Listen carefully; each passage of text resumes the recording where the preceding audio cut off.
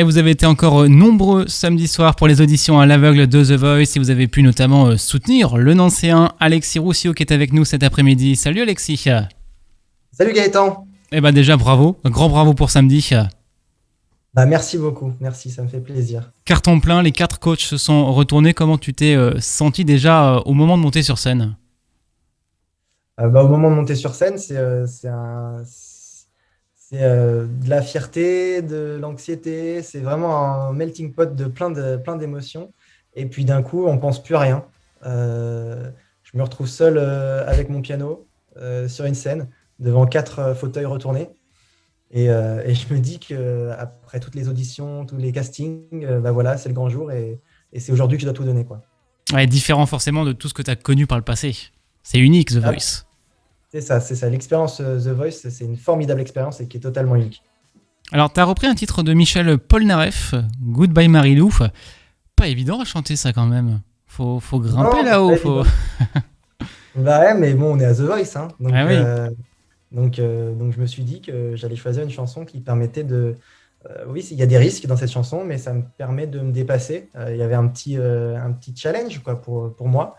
Et, euh, et puis, choisir une chanson de Michel Polnareff, c'est choisir aussi la chanson française. J'avais envie de me présenter à une audition The Voice avec une chanson en français, avec un artiste que j'aime énormément depuis tout petit. Et puis en plus, il y a quelques mois, j'avais fait une cover sur Instagram de ce titre qui avait été validé entre guillemets par Michel Polnareff. Il m'avait partagé dans sa story. Ouais. Donc je me suis dit, bon, après tout, j'ai été validé par le maître.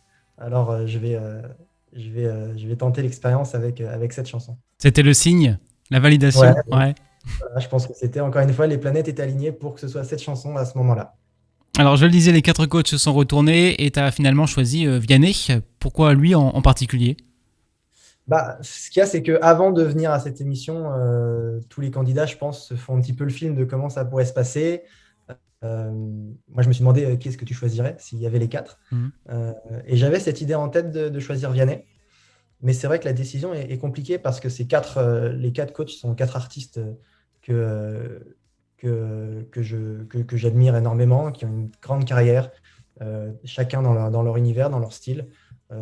J'hésitais beaucoup entre Florent Pagny aussi et Vianney. Et puis, une fois qu'on est sur scène, que Amel Ben se retourne en premier, on se dit, ah, bah tiens, si j'allais chez Amel, après tout, c'est la première qui a été touchée par ce que je viens de faire. Et puis après, il y a Marc Lavoine qui parle tellement bien, qui a de si belles images, qui arrive à nous donner aussi envie dans son équipe. Et puis finalement, je sais pas, j'avais cette idée en tête de Vianney parce que c'est un artiste que j'aime beaucoup, j'aime son travail, euh, son côté humain, son côté accessible, son côté cool, quoi. C'est vraiment jeune, voilà. Donc, il m'a mis très à l'aise. Et puis en même temps, je pense qu'il est de très très bons conseils. Donc, voilà pourquoi j'ai choisi Vianney. Alors au moment où les coachs se retournent, tu l'as dit à Melbent la première, est-ce que tu le remarques tout de suite? Est-ce que ça te déconcentre ou ça te libère au contraire? Je le remarque tout de suite. Ouais. Alors, ce qui est marrant, c'est qu'ils nous préviennent avant parce que il y a pas, il y a, enfin voilà, on est tout seul. Donc, ils disent quand vous allez voir les fauteuils s'ils se retournent, vous verrez, c'est impressionnant. Et puis, on se dit, bah, ouais, bah, je le saurai qu'une fois que ça sera passé, quoi. Et effectivement, d'un coup, ça passe du rouge au blanc. Et je le vois du coin de l'œil. Et je vois Amel Bent et bah, première réaction, c'est un petit coup de stress en me disant oula. Oh là là, qu'est-ce qui se passe? Bah, ce qu'il y a, c'est que d'un côté, je passe de ma bulle tout seul avec mon piano, il y a quelqu'un qui me regarde. Et après, je me suis dit non, mais si elle s'est retournée, c'est que tu es dans l'aventure en fait. Ben ouais. Donc, en fait, je ne m'attendais pas à ce que ça se retourne aussi vite. Je ne m'attendais pas à ce qu'elle vienne aussi vite. On se fait toujours des plans dans la tête, encore une fois. Mais le fait qu'elle se retourne si vite, ça m'a permis d'avoir un public au final. Mhm. Et de me dire, ok, t'es dans l'aventure, donc maintenant profite juste de ta Ouais. chanson. Et tout le long de la chanson, j'étais plus détendu, quoi. Ouais. Alors la prochaine étape, c'est les battles, alors exercice différent. Forcément, là, c'était l'audition solo. Là, ça va être en duo, voire en trio. C'est arrivé à certaines années qu'il y avait des trios. Mm. Différent, forcément, déjà un peu la pression ou pour l'instant, tu calmes un petit peu? J'essaie, ouais, déjà, bon, on pense à déjà à ce qu'on vient d'accomplir, c'est déjà formidable.